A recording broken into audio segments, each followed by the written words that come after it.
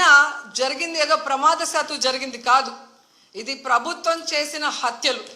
ఎందుకంటే చంద్రబాబు నాయుడు గారి నిర్లక్ష్యం, ఆయన నియమించిన టీటీడీ పాలక వర్గం, అలాగే దేవాదాయ శాఖ మంత్రి, అలాగే డిప్యూటీ సీఎం, అలాగే హోంమంత్రి, వీళ్ళందరి నిర్లక్ష్యం వల్లే ఇది జరిగింది. కాబట్టి వీళ్ళందరి మీద కేసులు, అంటే క్రిమినల్ కేసుల్ని ఫైల్ చేయాలని కూడా మేము డిమాండ్ చేస్తున్నాం.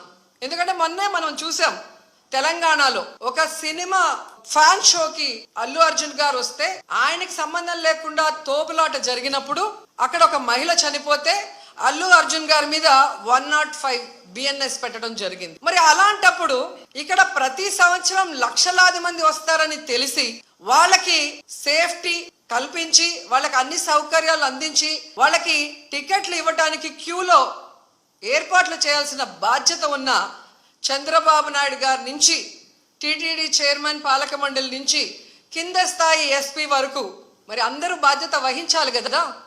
కానీ ఈరోజు ఎంత దురదృష్టం అంటే, ఇది పద్మావతి పార్క్లో 5 మంది చనిపోయిన ఆ ప్లేస్లో జరిగిన ఎఫ్ఐఆర్.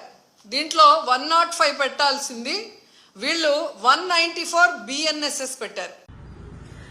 శవాల ముందు చిల్లరేరుకునే బ్యాచ్ ఉంటుంది చూడండి, అలాంటి బ్యాచ్ వైసీపీ పార్టీలో ఉందన్నమాట. అందులో మరి ముఖ్యంగా శవాలు వెళ్తే చాలు ఇలాగా పేలాలు ఏరుకునేదానికి, చిల్లరేరుకునేదానికి వచ్చేసే మహాతల్లి ఎవరన్నా ఉంది అంటే అది రోజా. వచ్చేసింది, పొద్దున్నే వచ్చేసి శవాలు కనిపిస్తే చాలు ప్రెస్ మీట్లు పెట్టేసి, పొంతన లేకుండా ఇష్టానుసారంగా ప్రెస్ మీట్లు పెట్టేసి అల్లు అర్జున్ విషయంలో అల్లు అర్జున్ అరెస్ట్ చేసినట్లట చంద్రబాబు నాయుడు గారిని, పవన్ కళ్యాణ్ గారిని, టీటీడీ చైర్మన్ బిఆర్ నాయుడు గారిని అరెస్ట్ చేయాలంటే ఏమ్మా? అక్కడంటే అల్లు అర్జున్ ఉన్నాడు, వెళ్ళాడు, పర్మిషన్ లేకుండా వెళ్ళాడు, గవర్నమెంట్ వద్దన్నా వెళ్ళాడు. కానీ ఇక్కడ ప్రభుత్వ వైఫల్యం కాదు ఇది, ఓకే, కేవలం అధికారుల నిర్లక్ష్యం వల్ల జరిగింది. కానీ కూటమి ప్రభుత్వం ముందుగానే చెప్పింది, దీని వెనక ఎవరున్నా సరే కఠినమైన చర్యలు తీసుకుంటామని చెప్పి, బాధిత కుటుంబాలకి అండగా ఉంటామని చెప్పి క్లియర్ గా ఇచ్చినా కూడా నువ్వు వచ్చి మైక్ ముందు రాజకీయం చేస్తున్నావు అంటే, అవును, స్వామివారిని అడ్డం పెట్టుకుని స్వామివారి దర్శనాలతో స్వామివారికి దర్శనం చేపిస్తానని చెప్పి వ్యాపారం చేసిన మహాతల్లివి ఇంతకు మించి బాధ్యతగా ఎక్కడ మాట్లాడతావు? ఎలా మాట్లాడతావు? ఎంతటి దౌర్భాగ్యం అంటే, ఈ వైఎస్ఆర్సీపీ పేటీఎం బ్యాచ్ వాళ్ళు అంటారు, మీరు పలానా స్వామివారి విషయంలో, లడ్డూ విషయంలో రాజకీయం చేశారు జగన్మోహన్ రెడ్డి పైన, అందుకే ఇలాంటి సంఘటన జరిగిందంట. సిగ్గుండాలి. బాధిత కుటుంబాలు పాపం చేశారా?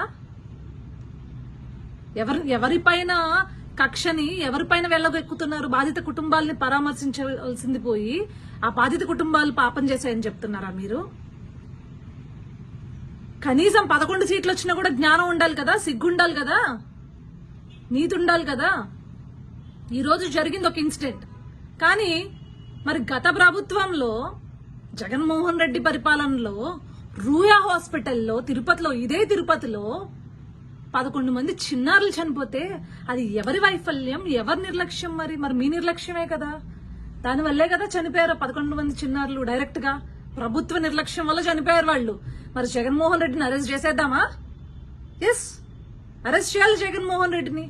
ఇదైనా స్టాంపేడ్ అనేది ఎవరు ఊహించనది. కానీ ఒక గవర్నమెంట్ హాస్పిటల్లో, రూయా హాస్పిటల్లో ఇలాంటి ఆక్సిజన్ లేక ప్రభుత్వ నిర్లక్ష్యం వలన 11 మంది పిల్లలు చనిపోయినప్పుడు ఆ రోజు మరి నువ్వు బాధ్యత తీసుకోలేదు కదా రోజా, మీ ప్రభుత్వం బాధ్యత తీసుకోలేదు కదా. కానీ మీలాగా బాధ్యత తీసుకోలేని ప్రభుత్వం కాదు ఈ కూటమి ప్రభుత్వం.